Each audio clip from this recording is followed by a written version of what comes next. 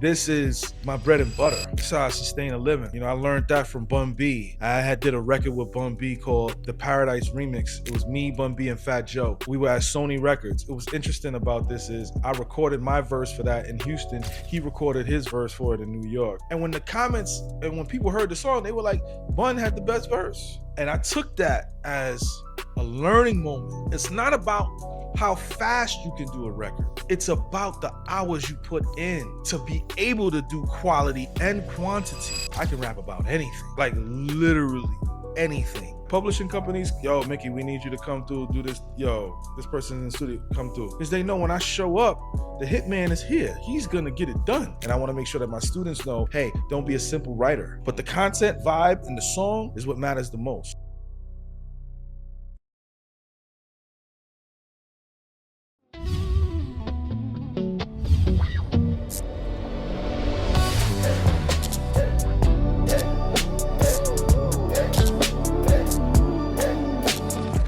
Welcome back to OffxTop TV, El Paso's live mic performance show. And today, we're working a major guest on the platform, an MC originally from Bronx, New York, a lyricist, an educator known for his elite pen work, concept-driven records, and a career built on skill, discipline. And from the mixtape era, from runs to Grammy-recognized songwriting and teaching the art of MC. His name carries weight with the people who really study rap. I'm also joined by my co-host, Rob Nice from Rap Seminar.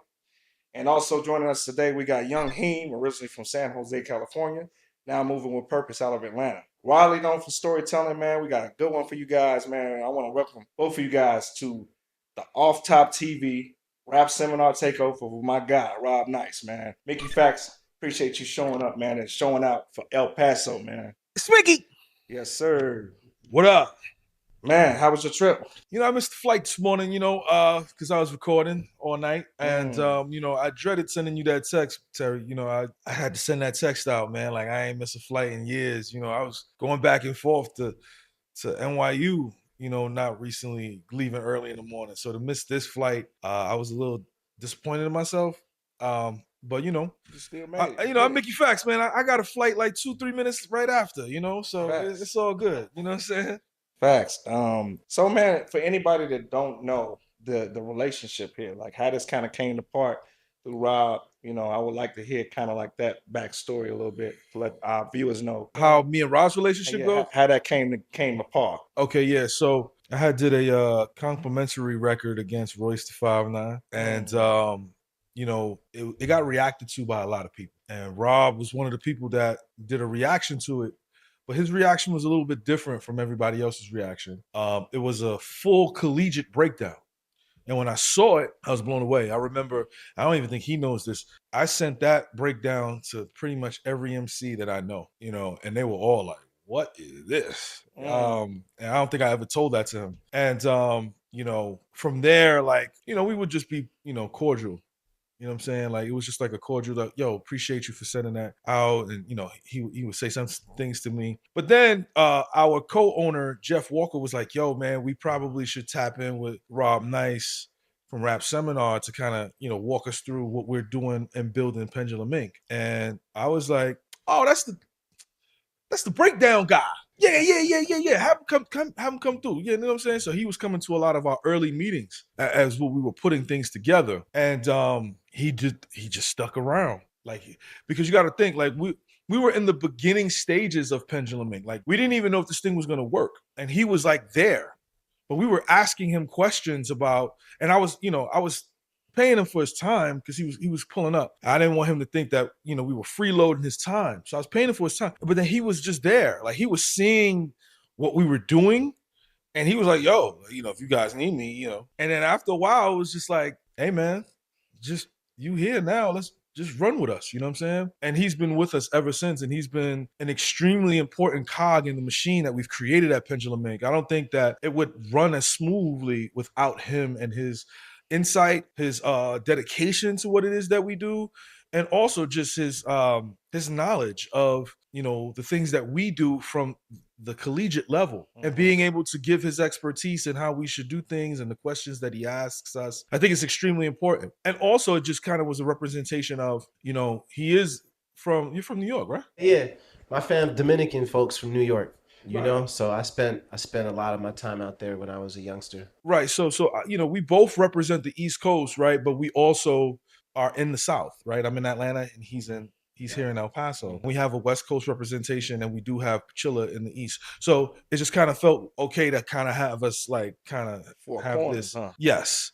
So I'm really, you know, he knows this, but I'm really grateful for not only our business acumen and relationship that we have in that space, but also his brotherhood and friendship. And you know, I'm indebted to him believing in an idea that we created out of nothing. Like we literally and legitimately created it out of nothing. All right, so Pendulum Inc, you know what I'm saying? That's a concept, a new concept that's never been done before, Right. at this level. How did that come to part? Yeah. So you know, it was me, Lupe, Nikki Jean, and Chino Excel, and we would basically kind of talk every day. And there were other MCs that would pull up, like Daylight and Chilla Jones, B Magic, Elzai, Aesop Rock. Like, so we would kind of all have these conversations to how to help MCs be better rappers. And then right after the pandemic, I made a tweet in 2021, and I'll send it to you, where I said, you know, I want to start a masterclass for MCs to learn these techniques and styles separate from what we were doing at Sosa. And it took me maybe about 11 months to kind of, you know, figure out, okay, this is what I want to do. And this is the team that I want to put together to take it to the next level. Absolutely. Rob, man. Talk to me. What's good? So Thank you for what you said too. Oh yeah, you're welcome, brother. You're welcome, brother. Appreciate you so much, man. what gravitated you towards, you know, just linking up with Mickey? How did that come to pass? How did you find this opportunity? Well, like he said, I did that breakdown with the compliment competition that he had going on with certain people. And that was kind of that first connecting factor, right? But there's also my guy, Jeff, Rhymecology, who he is like a rap nerd like me and does the breakdowns and all that. And I met that dude, it was like in the comments. I was analyzing a Wordsworth verse, something super lyrical. And then Jeff is like, commenting something like, oh yeah, like you missed this or something. And I'm like, what did I miss? Something like that, right? And so we end up talking about lyricism and like, man, this guy's name is Rhymecology. And my joint was called Rap Seminar. Wow. It's like, I did Real notice too. I noticed too that your you know, the RS, was that intentional? that wasn't on purpose, but it is my initial stuff too. Yeah, Yeah. dope stuff. But yeah, man. And so when Jeff told me that they had been working on this school, I thought, wow, this is amazing. You know, this is something that needs to be done. And I had so much fun just meeting with these guys and just talking about lyricism, identifying techniques, seeing if there's a literary match to it. You know, they'd be like, yo, this is glitching. When you do this and this is a glitch. And I'm like, oh, okay. This to me looks like this from the literary world. You know, it's like a homophone or a hominin, right, situation. And so that's kind of like the capacity that I came to the table with. Yeah, man. Dope stuff, man. We got another young up and coming star in the building. His name is Young Heem. He's actually from San Jose, man. We appreciate you being here. Just, you know what I'm saying? Did you know there was a critically acclaimed hip hop school for MCs, songwriters, and hip hop heads such as yourself? It's called Pendulum Inc, and we hold hip-hop writing classes and mental health classes every single week. It's taught by some of the sharpest pens in the game, and we got legendary guests that come through every single month, like Big Daddy Kane, Pharoah Monch, Elzai, Fonte, Method Man, and so on and so forth. And if you already got bars, all you need to do is pull up the Pendulum Sync. Put your bars to the test. Let's get you placed in some movies and television shows. You never know what can happen. If you're trying to work through something emotionally, come to our weekly Pendulum Inc Rhymecology classes, where we have MCs pen their trauma through mental health to get their minds right. Look, ask around. We more than a hip-hop school. We are a community of like-minded heads that really want to preserve this culture. So if you want to be a part of this, I suggest you sign up at penduluminc.com and jump on a call with me and my faculty. Trust me, it'll be worth it. Long live lyricism. So this is for Mickey. This is a fun question. All right. if you were some type of a villain or super villain, superhero, something like that, what would you be? What would, like Wolverine, you know what Wolverine's traits are, right? Superman, you know what his skills are, his weaknesses. You know what I mean? If you were one of those superhero type peoples, what would describe Mickey Factz? Um, Honestly, I'd probably be like Spider-Man, you know, because I'm from New York City. He's from New York City. Manhattan was his playground. So swinging through the skyscrapers, I would love to swing through the skyscrapers in the sky. You know what I'm saying? He can lift up a lot of stuff. He's very strong. He's very agile, so he can like he just overnight gained a lot of gymnastic abilities. Yep. You know what I'm saying? He can detect when somebody's trying to throw a punch at him with a spider sense. He was also a genius, so he was able to kind of create his web fluid. So you know, and that spider bite, it just enhanced all of his senses. So I would love to be Spider-Man, just for that, and the fact that he was just I resonated with him as well. Like he was a kid that everybody overlooked, but and he didn't want nobody to know that he was Spider-Man. I think to me that shows the true power of who he was. Like, yo, I don't even want the credit for what I'm doing. I'm just doing this because this is what's necessary. And I kind of move in the same way a little bit, you know what I mean? All right. Okay. So I'm gonna switch lanes a little bit. Yes, sir. And you've contributed, aside from the lyrical side of hip hop. Right. I would also argue that you've contributed to the fashion side of hip hop, Yes. the style side of hip hop. Yes. You know what I'm saying? And you fathered some trends and shit. Yes. You was doing some things before other people was doing it, or they knew they could do it. Yes. So can you give us real quick 2 style tips for artists and just the people listening? So style tips. The first thing is everything doesn't have to be an expensive piece. I think it's important for people to understand that you don't have to wear designer brands to look fly, right? Like a lot of people sometimes spend a lot of money on Balenciaga, Gucci, Fendi, and things like that. And those pieces are dope. But you can also find some cool pieces in a thrift store. You can find some cool pieces in the Macy's. It's all about how you put it together to make it work. So I think that the first style tip I'll tell you is, you know, shop within your budget and make sure to put together the pieces that look good for what it is that you're trying to present. That's the first style piece. The second style tip is your personality has to shine through. Accessories probably shine brighter than the actual outfit. Okay. You know what I'm saying? Like a scarf randomly would be fly. Wearing one glove on some Michael Jackson shit could do it. You know what I'm saying? What kind of glasses? If you wear glasses, what does that look like? It doesn't have to be a chain. You can get just like a regular beaded necklace. Are you wearing rings and are you wearing bracelets? Like even the cologne you wear. These accessories showcase your personality even more than what you're wearing sometimes, because it's like the little intricacies, right, that show a person's personality from that perspective. You know what I'm saying? Because the fit is going to be the fit, but the little things that you put together tells us what type of person you are. Like right now, like I just got on a watch. You know what I'm saying? And I think that just shows that, hey, I was traveling today. You know, he's a very simple man today. But then when I'm in artist mode, I'm looking like a completely different person. I got on a bracelet. I might have on a Y3 beaded chain. Obviously, my frame's just going to be framey. You know what I mean? I might have on a fitted or a hat. You know what I'm saying? So it depends on what you're trying to put together. All right. That's a good one. You talked about that earlier, reference to, you know, artists having a signature look. Can you talk to the audience about, you know, how important that is? Yes, I forgot who it was that told me this, but somebody was like, yo, you have to create a style that when Halloween shows up, that person wants to dress like you. There we go. Say that. And the first 2-3 years of my career, from 2008 to about 2010, people were dressing up like Mickey Factz. Like I have pictures of people on Halloween like, yo, I'm Mickey Factz. And it was just like, what? You know what I'm saying? Because I was wearing the wild fly kicks. I had on the slim fitting skinny jean kind of thing going. My top was always going to be something colorful that stood out. And then I had the black glasses. So like, you know, people would literally like, y'all Mickey Factz.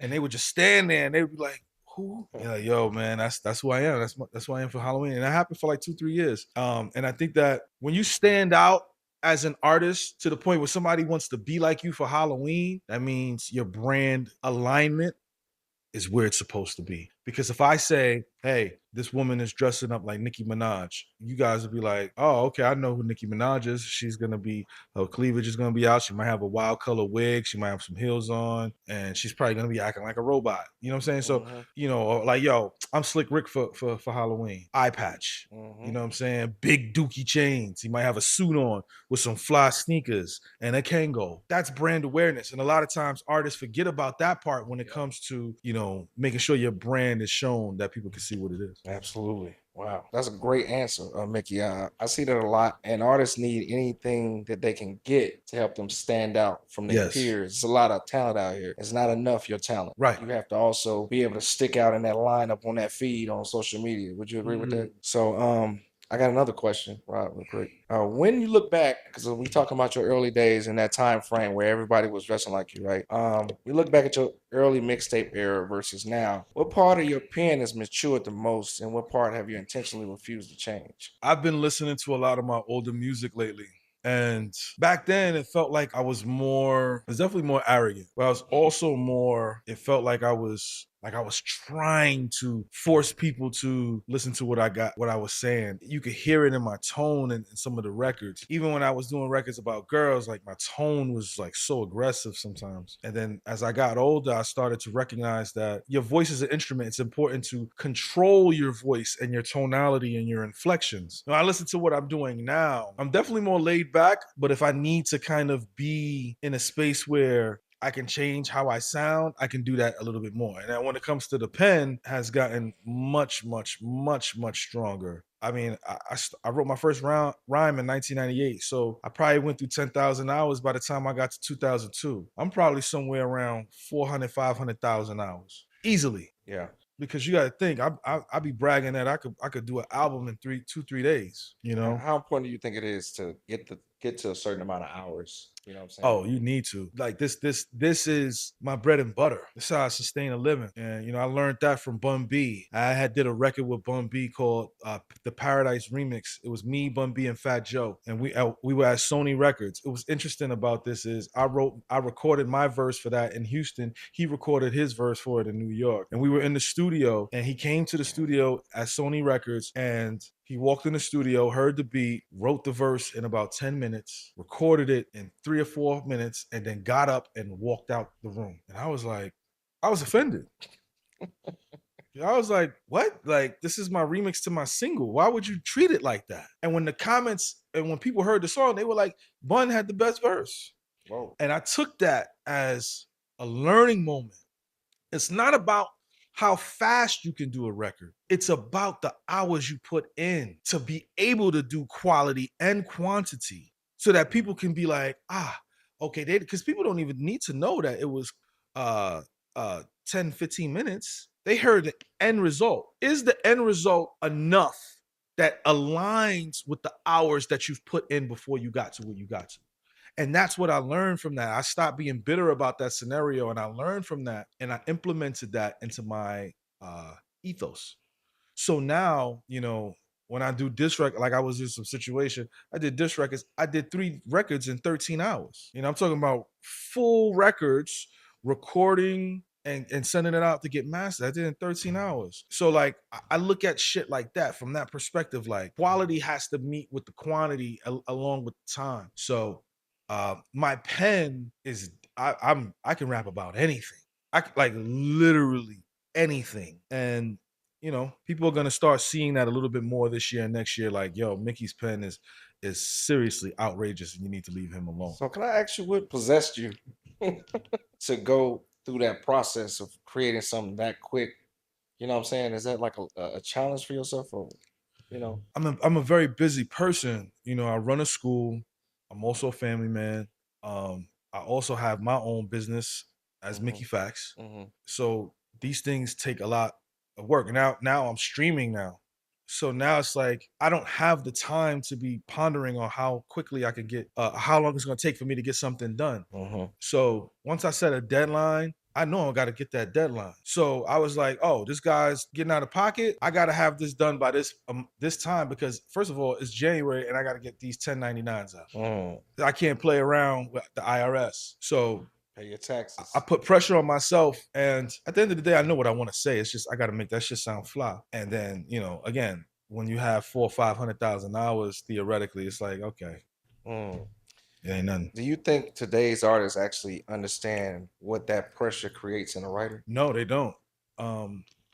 You know, it takes a different type of person to write the kind of stuff that I write very quickly, right? Whether it be these particular type of records, whether it's disc records, or even on the industry side, when I have to get sync briefs done quickly. Like, yo, we need you to do this. Like, a lot of people don't know, when College Humor was at its height, they reached out to me to do, I rapped as Darth Vader on College Humor. That shit got like 9 million views. And then I did it again. I did a Run This Town. So I did Run This Town as Jay-Z and Kanye, where they were acting as they were doing like Game of Thrones. And then I did Empire Strikes Back, but it was Empire State of Mind. So I was rapping as Jay-Z. And they were like, yo, we need this now. And I was like, okay. Got it done. Boom. No issues. I did some stuff with Dimension Films where I wrote the entire script in rap form of this. They were putting together, it was something that Spike Lee was working on with Dimension Films and Miramax. I put the whole thing together. I got that thing done quickly. The movie never came out. It was like Of Mice and Men. It was something. I forgot what it was. I got to ask my old manager about it. But they paid me handsomely for that. And the movie never came out. It was a Spike Lee thing, but they needed it quickly. And that was the one thing that I relied on. So like when an artist needs a record done or somebody needs something written for them, I'm the guy that they call. Like publishing companies, yo, Mickey, we need you to come through, do this. Yo, this person in the studio, come through. Because they know when I show up, the hitman is here. He's going to get it done. He's going to get it done, man. I'm not going to sit here and play. And Rob can attest to this. When the celebrities come to the school, they have nothing but like the kindest words and respect and reverence for who I am and what I've done and what I've contributed, because they know, yo, when Mickey's, it's no games. This is serious business, because he takes the craft very, very seriously. Man. Wow. So what I take from that, what I gather, right, young up and coming rapper, artist, musician, you should be able to, in time, become and make yourself available to those type of opportunities through your work ethic, through those hours you was talking about earlier. Absolutely, right? Absolutely. So you've built worlds with concept records. Like, what does concept mean to you now? And why does so many artists struggle to execute it without losing the listener? You know, concept records are, it's a dangerous game to play. It's like Russian roulette. If you do it wrong, you're dead. You know? And I love to play in that sandbox. It's a sandbox that I enjoy, mainly because I want to be the guy that people say he did it though. So when we talk about a record like A-, a song about the letter A without using the letter A, was that a lithogram or something like that? Something like that. We call it a constraint. When I do a record like that, and then I get Black Thought texting me a 16 that he did over it, and then I'm like, wait, there's an A right there. And he's like, oh, okay, let me take it back. And then he rewrites it. To me, that is the challenge, right? Or, you know, I got this series called Malfunctioning, which is based on Inception. The wife's name was Mal.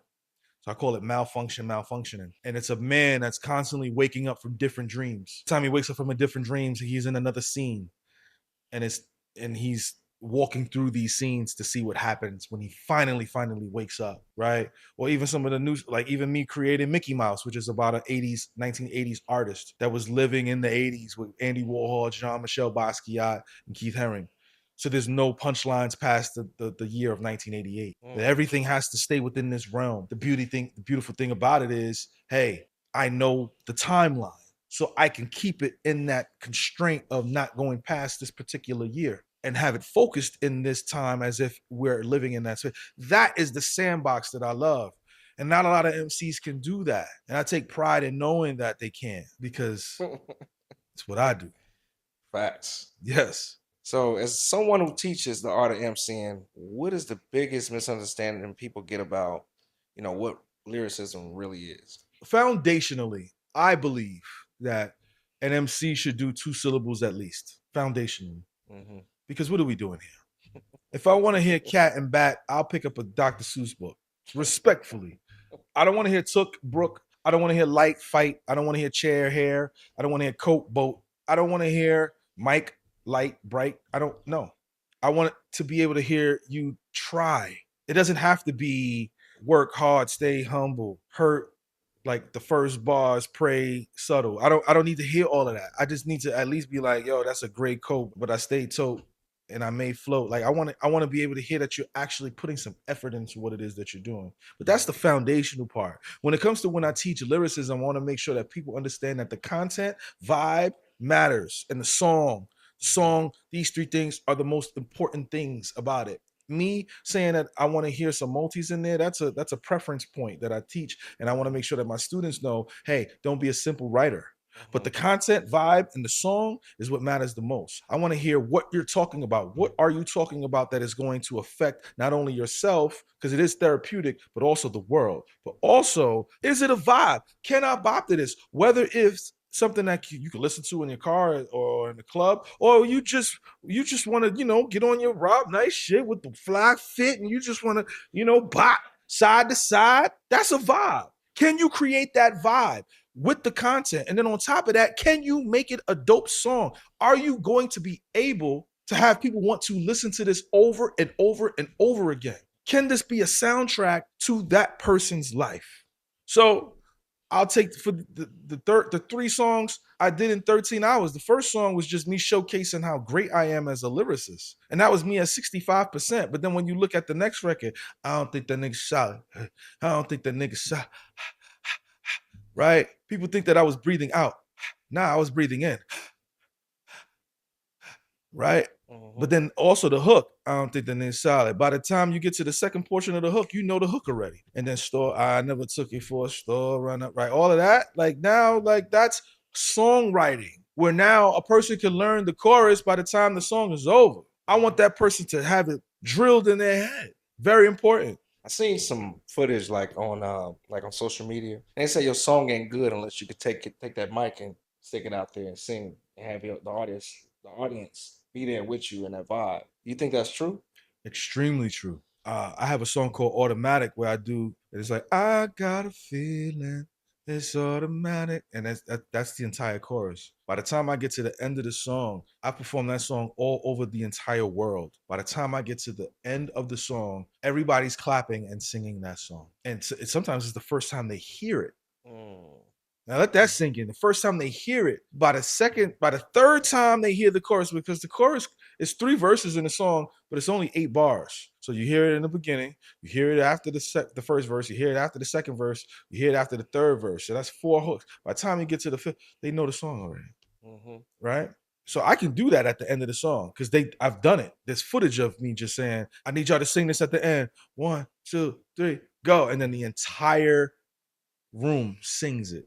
For the first time they've ever heard it. That's power, and that's great songwriting. Yeah, those hooks, that creates cultural moments too. Right. You know what I'm saying? Because now, someone, man, I never thought he was gonna be a store runner like that. And now they can apply it. They can apply it to their own situations and circumstances. Yes. Like he's talking to. I'm talking to young Heem like, yo, man, I thought this dude was solid, but he was not solid. Right, nah, but I don't think that listen, he's solid, we man. just had that conversation though. Like, bro, it gotta be a conversation. Like, if your flow pattern, if your bars ain't conversational, like if you can't turn the music off acapella and like spit it to you just like how he just did that, and as if without the music, it's just on cue, it's just so natural, effortless. It's like, it's effortless. So I just feel like that's those things too. Like when people relate to it, and not only do they relate to it, that the music flow is what I feel like he talking about. It reminds me of your song, There Come a Time. That's what I'm saying. Relatable. It's relatable. And all these different circumstances that could happen. And something, might happen in my life. Just like the other day, I'm like, damn, there come a time when, you know what I'm saying, this shit. I didn't know this time was gonna come, and I was thinking Right. about your song. For real, for real, for real. So they No, it's become dope. like these hooks, and they become reference points. And I think, like I said, like the cultural moments that could be created. But yeah, man. And when you was last thing when you said that though, Mickey, when you was talking about that song, bro, I remember you performed that in Austin. Yeah. In a response to the crowd. Like, so it's no cap. Like, it's no, you know, that's real shit, man. It's like a universal song everybody's gonna sing to. You know what I'm saying? For real. So yeah, definitely. You've been in several, echelons in your career. Which one challenged your identity as an artist the most? The industry spaces mostly. The collegiate spaces so far, they're coming to me with admiration and respect. Same with the underground spaces. Like if I walk into a room and it's a concert and it's like let's say it's a Rock Marcy concert. Shout out to Rock Marcy.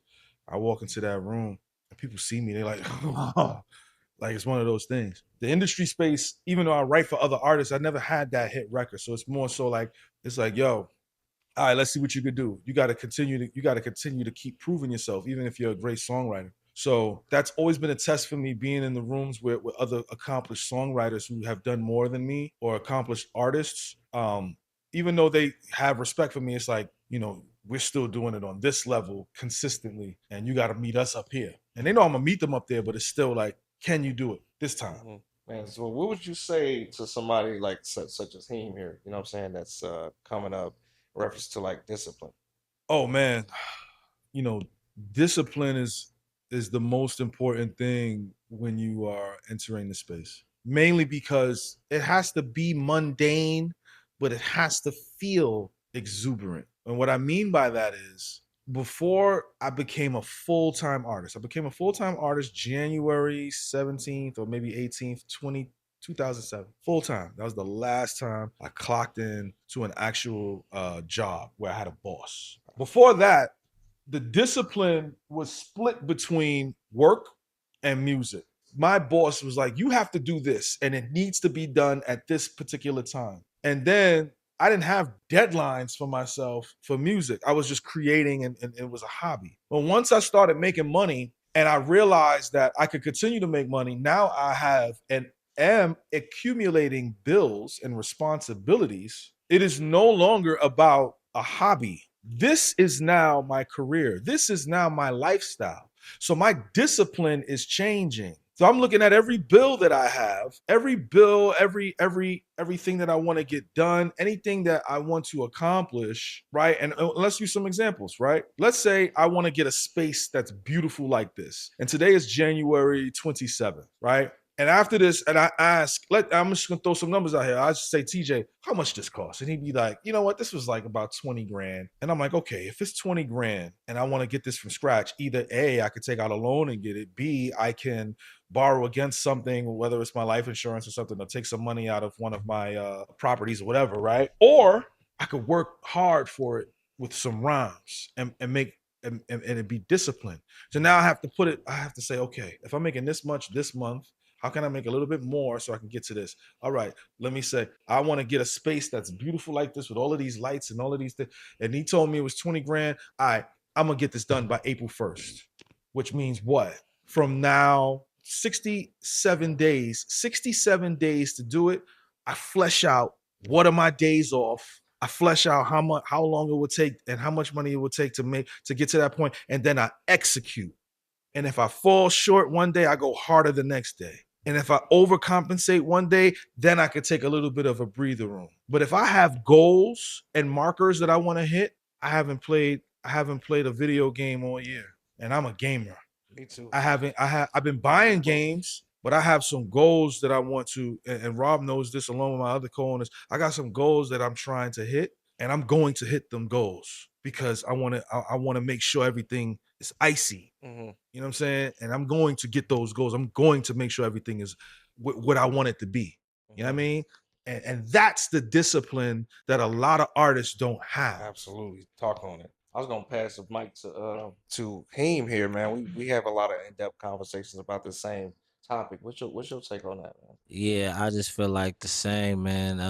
I believe in this game now. It's a lot of microwave, fast and ready. I'm trying to get to what I want now. And so let's just say when the opportunity is such as that, where I have an opportunity to invest in myself, you know, they hesitant. A lot of times it be where, or, you know, the situation don't be what they think it is. Like, man, you know, how did you get here? They see the end result of Mickey Factz, but they don't realize the journey, what you had to go through, what you had to do, the couches you had to sleep on, and the trains you had to ride, and the buses you had to take. You feel me? So I feel like a lot of times now, man, with social media, bro, it just makes it seem like it's easy and it's possible, but I feel like it takes away the idea of the work that you still have to do, that you still had to commit to, you know, and you can't really compare my story, his story, or he did it like that, or I'm gonna do it like how he did it. Like, I was always a firm believer of like, once that door opens, bro, for somebody, it's closed now. So now you have to create something, just like you said. Like, I wanted to be the one to do that. Like, oh, you can't create that, man. Rhyme about orange or rhyme about this, like, you know what I'm saying? So I was always kind of like that type of person to be outside of my box. Like, even when I was young, you know what I'm saying? Kind of like, you know, everybody rapping a certain way. I was one rapping fast, or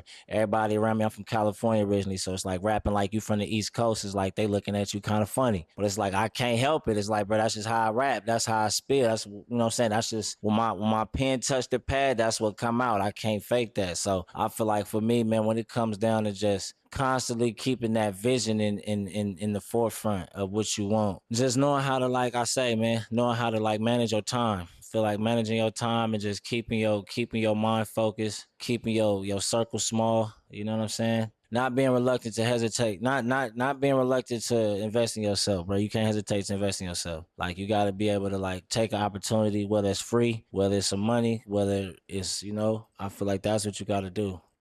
Man, I love that. And since we on, you know, we talking about California and the difference and all that, man, when you put a lot of pain in your rap, you know what I'm saying? And so I wanted to touch on that, man. Like, when you write, do you feel like, you know, you writing to document your life challenge about yourself, or how do you see that differently? What is it about?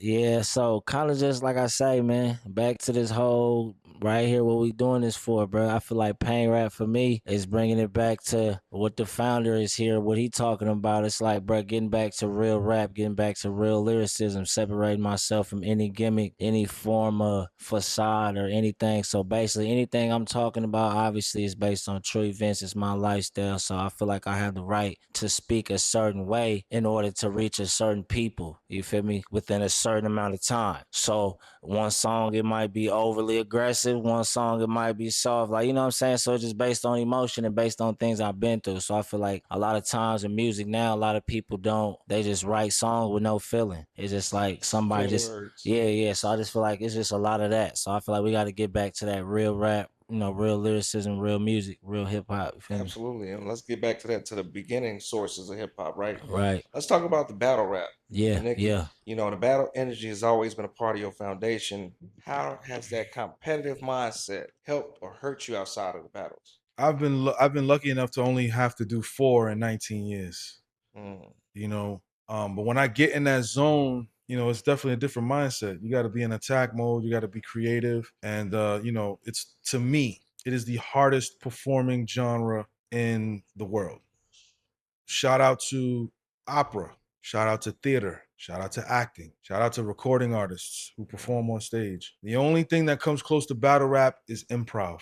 mhm, It's the only thing that comes close. Battle rap, they have to write new material that nobody's ever heard and be 100% perfect and entertain the crowd and with energy and do it perfectly, or they get booed. The only thing that comes close to that, because theater, they're reciting something that they've been doing for months and they do it over and over every night. Same thing with performing music, or same thing with acting. You have takes. They don't have no takes. You mess up, that's it. You're out of here. You're out of here, buddy. You know, the closest thing to that is improv comedy, because they're doing it off the top. They're just putting together stories, which I think is like mhm. that is like another level, right? But I have battle rap edging it a little bit, because even if they mess up, people will laugh. If you mess up in battle rap, you choke, you stumble, you out of here, buddy. Mhm. You know what I'm saying? So I have that at the height. So when I'm in that kind of zone, you got to be perfect. And when I'm in that zone, how it helps me is it keeps my mind sharp to be as creative as possible. How it hurts me is it takes away from my regular life. Okay, let me ask you this question as a follow-up caveat off that one. You know, we're doing a cipher here. We you know we invited you down. We're so gracious to have you, right? Me and Rob. And you know, when you write your bars, do you have that battle mentality intact as you're going through your process?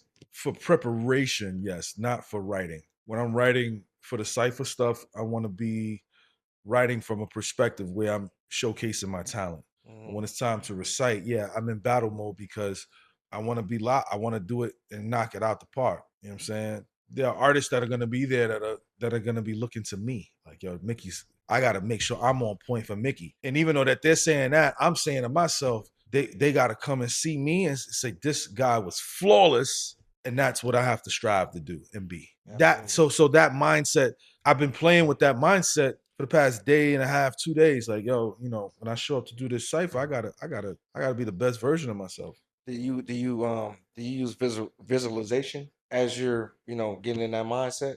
How important is oh my God. Visual Visualization, yeah. in terms of what? Like seeing. Like visualizing yourself on the cipher, you know, in front of Oh, the camera or with the mic in your hand. Like, do you do that? Is oh, that no, no, no, no, no. I mean, you know, the focus for me is having the lyrics be an extension of myself. Like it has to be a part of me. Because I can recite a rhyme and it'll sound like I'm reading it, but I can recite a rhyme and it can feel like he's having a real life conversation with me because of who he is. right? So I'm getting to that point right now, you know what I'm saying, where, you know, I got stuff to do today, tonight, but tomorrow, you know, I'm locked in. Like in the morning, like I'm gonna be up early, I'm gonna get my push-ups in, and then I'm gonna be zoned out to make sure that this thing's perfect because there are artists that are gonna be looking to me like, yo, Mickey Absolutely. knocked that out one time or maybe 2 times. Because I don't want them to be like, damn, it took him 15 times to get that done. Like I don't want that to happen. I've seen that. Yeah, so I had a question for you, Mickey. What's the back to battle rap? What's the like difference between battle rap culture, right, and then being in like the industry, hip hop culture, like, and as far as like, you know, being around other rappers in the industry, like in the mindset, the mentality you gotta have, like, you know. Well, battle rap is more Rome in the Coliseum. You know what I'm saying? Bloodshed. The crowd wants bloodshed. The crowd wants to see somebody. And pain. And you having Pain, you know they want that they want pain. pain. You know they You have want an that. opponent in front of you. The music industry is more like I don't want to call it a utopia, Yeah. but it's more like a metropolitan city. There's a lot of people walking around. There's a lot of cars happening. A lot of things happening. And sometimes there's an event where, you know, everybody comes together and gets to it. So I consider the industry more like a city, whereas I consider battle rap more like Rome, the Coliseum. And so, how you feel about artists that don't want to compete though, and don't look at it like that, or don't look at it like, well, I just want to make music. I don't really look at like trying to make the best record to compete with so and so, or write the best bars, or you get what I'm trying to say? Like people aren't in it for the art anymore. Like, what is some like take on that? I mean, I think a lot of it is brand. You know, if an artist takes a loss, it affects their brand. Yeah, So you got to think about it from that perspective. yeah, You know, and you don't want to tamper with somebody's livelihood. So that's why they'll ask for an obscene amount of money because it's more of an insurance policy than it is for a performance fee. right. You have to do that because you have to protect your brand. I do think that artists that do step into the genre, I mean, they should. Everybody should. I mean, Drake and Kendrick is the biggest thing that probably ever happened in the past 20 years. Hmm. And you know, people can say what they want about Drake. He'll fight. He'll fight. He'll fight with Meek Mills. Don't. He'll fight Yeah. with Pusha. He'll fight with Don't Common. get He'll me fight with started. Kendrick. Don't get me started. Don't get me Nah, I started mean, on that. win, Don't lose, get or me draw, started on that. he's popping out. Bro, but I'm saying like, well, that's what I'm trying to like ask you. Like, Drake is a phenomenal artist, legendary. But when it comes down to like bars, lyricism, and that, you know, does that matter? Like, I think cause he's performing. Like now we talking about performing, and then we talking about rapping, and then battling underground. Like, you know what I'm saying? I believe that Drake is a skilled and talented MC, right? I do. I just think that I think he's an MC. I just think that he prioritizes being an entertainer over being an MC. Let me tell you something. If I could, I would be an entertainer over an MC if I could. For sure, no, 100. I think everybody would. Yeah, because you know, everybody wants to be where everybody is, right? B.O.B. had a show once in I think it was Augusta, Georgia, at a college. I forgot where we were. I forgot where we were, and I met him there, and I'll never forget this. We went on stage, and and this is early in our career, so we both have names. So he brought me out on stage, and I did an acapella rhyme, and I brung the house down. But this B.O.B., like, so they there to see him, but he just brought me out on stage, like, yo, this is my brother, Mickey Factz. My acapella brung the house down, but his songs brung the house down. Right? We go backstage, right hand of God. I put this on my son. He was like, I wish I could do what you do. I wish I had what you have in that space. And I'm looking at him like, what? I wish I could just bring it was packed. I wish I could bring all these people in here to hear my songs. You're talking about you want that kind of respect as a lyricist that I garner. I want what you have. And why do you want what I have? Drake is that balance a little bit. Him and Kendrick, right? What Drake focuses on the song. He focuses on the vibe. Yeah. However, like you just said, those three for sure. Yeah. However, he can get to that. Yeah. But then there'll be 2 or 3 songs where you'll be like, what? And no matter what anybody says about him, win or lose, he's gonna fight. He's gonna fight. He's gonna. He's gonna. Everybody say that though. You gotta respect that. You gotta respect that because not everybody's gonna do that. Yeah. No, I agree. So and I'm not here to petition for Drake. Yeah. But that to me is hip hop. Like he's stepping and out. That's what I'm saying though, right? And so because you don't lose that compatibility, like you're not gonna lose that. Like I'm always gonna be competitive. I'm gonna always like you step up to the plate, like you know, like I'm gonna always. And I think he got a winning record. And this brother was having a conversation, but we ain't gonna bring that up. I think he got a winning record. Yeah, he might have lost to Kendrick and Pusha, but he got Ross out of here. He cleaned up Ross. He got Rocky out of here. He got Meek out of here. The common one, depending on who you talk to, it could go either way. Yeah. Depending on who you talk to, it could go either way. I just be feeling like he be having help, bro. That's just me. I know they gonna kill me when they see this. I mean, you know, they gonna kill me. I don't got nothing to do with that. Yeah. Okay, then. Yeah.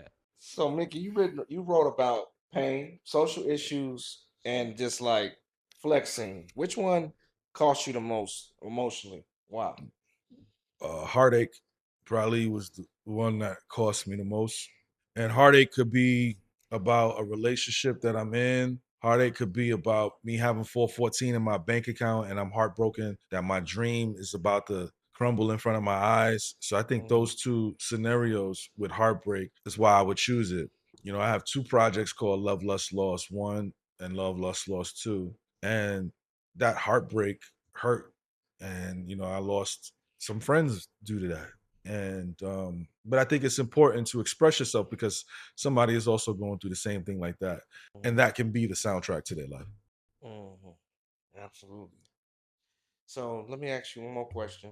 Yeah. I don't know, you know, my colleagues chime in whenever y'all want, but if a young artist was sitting across from you right now and they said, they say, Mickey, I want longevity, not height. Like I don't want to be uncomfortable. Like what would be the uncomfortable truth that you would tell them? If they want longevity, I consider myself to have longevity. You know, we're talking 19 years. Not a lot of people can say that they lived off music for 19 years straight, especially a rapper without a hit record. I don't have a hit record. I would tell them that they have to eat, sleep, and dream about this. This means more to you than everything but God.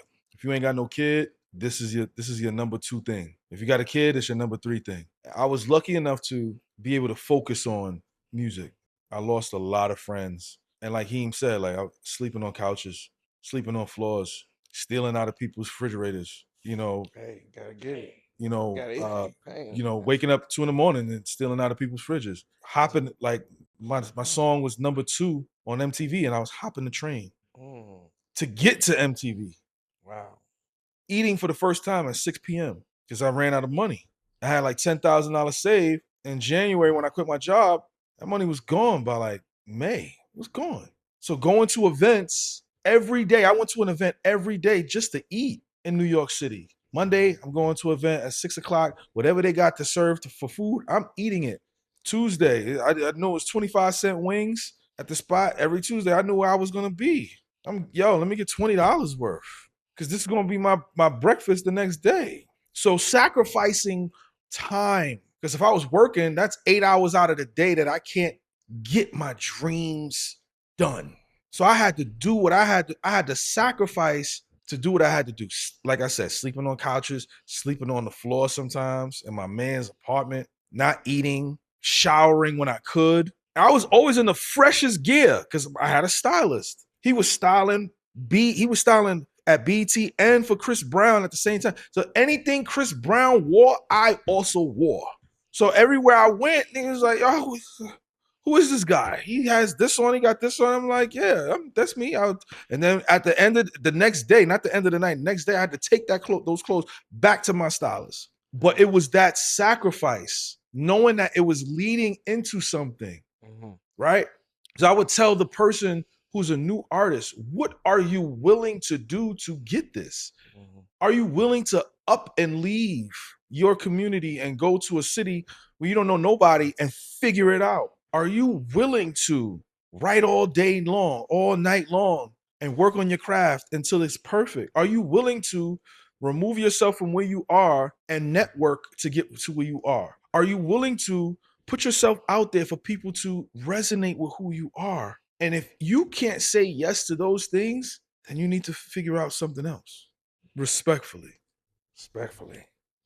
And one more question for me. So when you talk about, the sacrifices and everything, man, you went through a lot. You know what I'm saying? It took a while for you to start getting residuals or whatever. Was there a signature moment where you was like, you know what, I can make it? Yeah, it was November of 2007. I'll never forget this day. I was on my MySpace page and I checked the DMs on MySpace. And when I opened my DM on MySpace, a representative from Fader magazine reached out and said, we would like to have you in Fader magazine.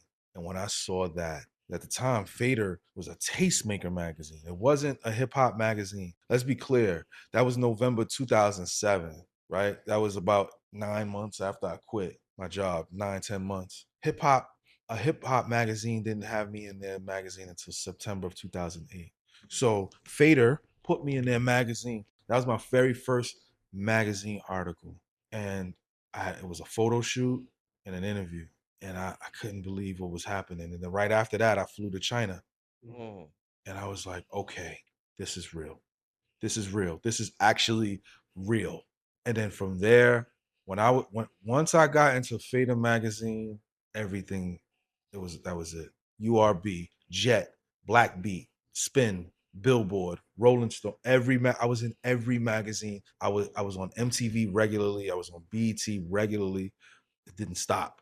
And that's when I was like, okay. And then working with the cool kids, cover Double XL, finally, Source reached out. Finally, they were so late and behind, right? And that's even a topic, right? When in respect to Jim Jones, but like Cuddy was moving out. Like me and Cuddy came up at the same time. You know what I'm saying? So like that, what Cuddy is saying is true. Like he was already hot.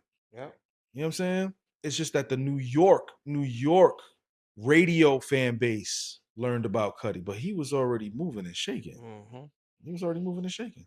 So, an artist has to know, they have to look into the mirror and say, what am I willing to do to make this work for myself? Not what am I willing to do for somebody else or do to somebody else? What am I willing to do for myself? What am I willing to invest in myself to make sure this is successful? As I look around this room, you have invested in yourself. To me, this speaks of someone who believes in themselves. I'm going to figure it out. It's going to look good. It's going to be presented well. It's facts. You know what I'm saying? And that knowledge is what I brought to Pendulum Inc. Like, we are going to invest in ourselves. We're going to create a textbook. We had an app for a little bit. We had modules. We got merch. We had graduations. we invested, we believed in ourselves. All of these dreams and that Rob may have, or Jeff may have, or Chilla may have, or I may have. We got a documentary, bro. Rob, how we shot that documentary in maybe 2-3 days. It's a 2 or 3 day documentary. He flew in one day, Jeff flew in another day with Chilla, and then my director got it done in 2 days. In time to show at the graduation, bro. Anything that we put our mind to, not just us at Pendulum Inc and me as Mickey Factz, us as human beings, anything that we put our mind to, we can get it done. If we invest in ourselves and believe in ourselves and execute. One thing we're gonna do with the people that's around me, we're gonna execute. That's one thing. The objective will get done. Doesn't matter. We're gonna get that objective done. And so far we shooting 100% from the field. Anything I said, yo, we gonna get done. We got it done. You know what I'm saying? And I think that an artist has to look at their career from that perspective. Can I get this done? And if I can't get this done, then you know what? Cool. I can be a contractor. I can be an engineer. I can do something else. We're gonna go ahead and say this, man. We're very gracious to have you come to El Paso, a city that is not on the map for hip hop, that have people to look up to like yourself.